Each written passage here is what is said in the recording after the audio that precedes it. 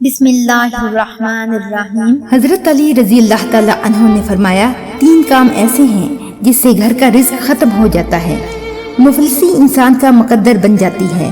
لوگوں نے پوچھا یا علی وہ کون سے کام ہیں؟ حضرت علی رضی اللہ تعالی عنہ نے فرمایا پہلا کام گھر میں میاں بیوی کا آپس میں لڑنا ہے۔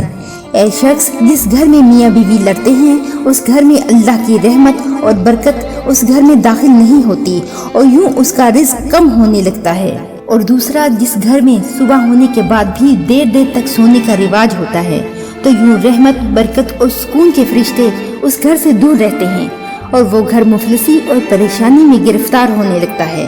اور تیسرا جس گھر میں لوگ اپنے رشتہ داروں کو حقیر سمجھتے ہیں، ان کے حق ادا نہیں کرتے اور دوسرے لوگوں کی غیبت کرتے ہیں تو یہ ایک ایسا بدترین عمل ہے جس سے اللہ کے وہ فرشتے جو آسمان سے اللہ کا نور برکت رحمت لے کر زمین پہ پھرتے ہیں وہ اس گھر کی طرف رخ نہیں کرتے اور یوں وہ گھر مفلسی میں گرفتار ہو جاتا ہے۔